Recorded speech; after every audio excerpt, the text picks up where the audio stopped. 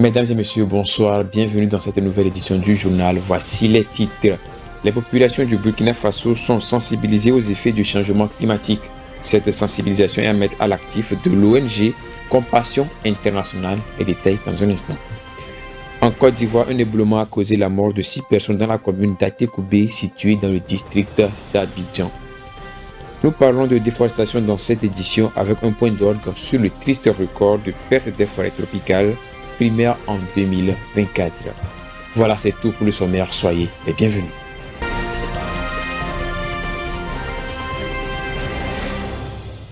Démarrons cette édition par le Togo où la prochaine campagne nationale de reboisement commence le 1er juin prochain. En prélude à l'événement, un appel est lancé à l'endroit de toutes les institutions et des personnes qui souhaitent acquérir des plans pour la mise en terre. Léon Sassagou nous donne des détails dans cet élément.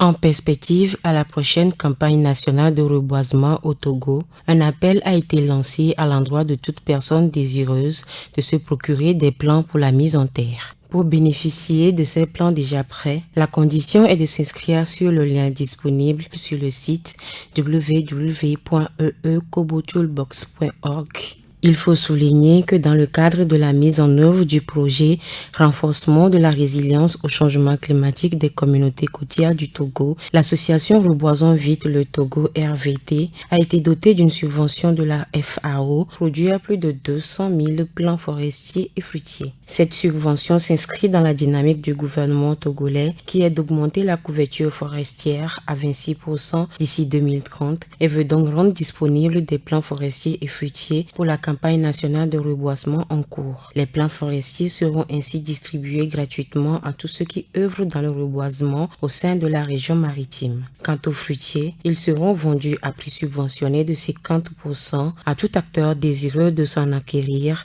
pour le 1er juin et pour la campagne nationale de reboisement. Au Burkina Faso, l'ONG Compassion Internationale a organisé une conférence pour sensibiliser la population sur le changement climatique. Les discussions ont été organisées pour réfléchir à des modèles de résilience, notamment pour une agriculture plus résiliente. Les détails avec Irène Papadina. Sensibiliser la population aux effets du changement climatique. Telle était l'initiative de l'ONG Compassion Internationale qui a rassemblé à Ouagadougou des acteurs de la scène politique. Du 12 au 14 mai dernier, les participants étaient invités à réfléchir sur les modèles de résilience et d'adaptation relatifs au système alimentaire. Selon Roger Barrot, ministre de l'Environnement, les systèmes agroalimentaires et agropastoraux halieutiques sont très éprouvés par les changements climatiques. D'après l'ONU, les femmes et les enfants sont 14 fois plus susceptibles de mourir que les hommes lors des catastrophes climatiques extrêmes. Ces vagues de chaleur ou inondations causent aussi chaque année des préjudices financiers aux femmes vivant dans des pays à revenus faibles ou intermédiaires. Des préjudices mis en avant dans un rapport de la FAO paru en 2024. Ce document stipule qu'en cas de stress thermique, les ménages dirigés par une femme accusent en moyenne une perte de revenus de 8%, supérieure aux foyers dirigés par des hommes. Alors qu'elles sont responsables de la moitié de la production alimentaire mondiale, les femmes ont un rôle majeur à jouer dans l'adaptation des systèmes de culture au changement climatique. Un enjeu bien compris par l'association Kinaro et l'Association pour la promotion économique et sociale des femmes du Burkina Faso. Ensemble, elles ont lancé dans la commune de Kombisiri un projet alliant autonomisation des femmes et agriculture durable. En Côte d'Ivoire, un éboulement est survenu suite à des pluies torrentielles la semaine dernière. Malheureusement, l'on déplore 6 morts. Léon Sassagou revient sur ce drame dans ce commentaire. Le quartier de Moussikro, situé dans la commune d'Atekoubé en Côte d'Ivoire, a été le théâtre d'un drame la semaine dernière. Un éboulement sur 3 maisons, survenu après une pluie torrentielle, a fait 12 victimes, dont 6 morts. Les blessés ont été évacués au CHU de Yopougon. C'est levé 10h30. Il y a un tonneau qui a couronné en même temps. J'ai tapé aux voisins, sortez. En ce moment, il y avait la pluie. Donc mes collègues, mes voisins, ils sont sortis. En ce moment, il y avait Kaou qui était 6 mes enfants. Bon, on a essayé d'évacuer. 4 personnes. L'information a été publiée dans une note du ministère de la Solidarité, selon laquelle les recherches se poursuivent pour retrouver d'éventuelles victimes. Alors nous déplorons 6 cas de décès.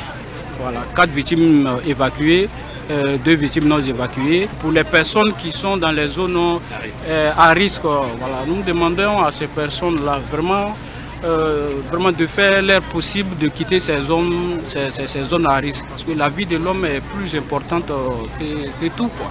Les autorités ont annoncé qu'ils prendraient en charge les victimes et exhortent les habitants des zones à risque à faire preuve de bon sens en évacuant les lieux. Nous sommes en face d'une véritable tragédie. La tragédie est complètement incompréhensible. Ça fait de nombreuses années qu'en tant que gestionnaire de cité, nous passons le temps à faire de la sensibilisation. Nous passons le temps à rappeler que la vie vaut mieux que la promiscuité. Nous sommes donc venus dire aux familles endeuillées que le district prend sa part de deuil et de compassion. Le gouvernement a annoncé la vigilance jaune depuis le démarrage de la saison des pluies. La population est invitée à rester attentive et à prendre les précautions nécessaires face aux risques liés aux intempéries. Les forêts tropicales primaires ont connu un triste record au cours de l'année 2024. D'après l'Observatoire Global Forest Watch, leur surface a drastiquement diminué au cours de l'année passée, notamment au Brésil et en Bolivie. Regardez. La destruction des forêts tropicales primaires dans le monde a connu un record considérable au cours de l'année 2024, selon la plateforme Global Forest Watch. 6,7 millions d'hectares de forêts tropicales primaires ont disparu l'année dernière, soit 18 terrains de football par minute. Cela correspond à une croissance de 80% par rapport à l'année 2023. En tête de liste des pays ayant perdu une grande partie de cette surface importante de biodiversité, l'on retrouve le Brésil et la Bolivie. Plusieurs facteurs expliquent cet important recul de ces forêts. Il s'agit d'abord des incendies historiques de 2024 qui ont ravagé ces pays pendant plusieurs mois. En plus de cela, depuis une dizaine d'années, l'agrobusiness est promu en Amérique latine, contribuant significativement à la disparition des forêts primaires. Une autre cause de cette déforestation est l'élevage. En Bolivie précisément, 1,4 million d'hectares de forêts primaires ont disparu en 2024. Malheureusement, aucune mesure n'est prise pour freiner ce phénomène. Cela rend encore probable des années records de perte de forêts primaires à cause des modèles économiques et aussi du réchauffement climatique. Notons que les forêts tropicales primaires sont d'importants puits de carbone et sont irremplaçables une fois disparues.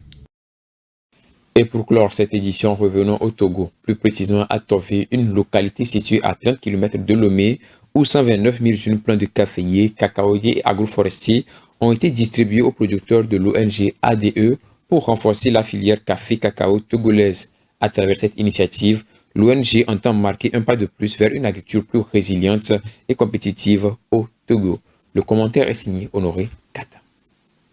Dans le cadre de la campagne agricole en cours, les acteurs de la filière café-cacao au Togo ont bénéficié d'un important appui en matériel végétal. À Tové, dans la périphérie est de Kwalimé, l'ONG Avenir de l'Environnement ADE, avec le soutien technique et financier du comité de coordination pour les filières café et cacao, a remis aux producteurs un total de 129 000 jeunes plants. Ce lot se compose de 67 000 plants de cacaoyers, 30 000 de caféiers et 32 000 agroforestiers destinés à être repartis dans les 8 préfectures concernées par les cultures. Cette initiative s'inscrit dans la stratégie de relance et de structuration d'une filière en proie à de faibles rendements depuis plusieurs années. Les bénéficiaires, notamment les membres de la Fédération des unions de producteurs de café et de cacao du Togo, du syndicat indépendant des acheteurs de café et de cacao du Togo, ainsi que des producteurs indépendants, recevront également un accompagnement technique. Le comité de coordination pour les filières café et cacao met en œuvre un appui global allant de la gestion des feux de végétation à la fourniture d'engrais spécifiques, en passant par le déploiement des conseillers agricoles pour la fourniture aux bonnes pratiques culturelles.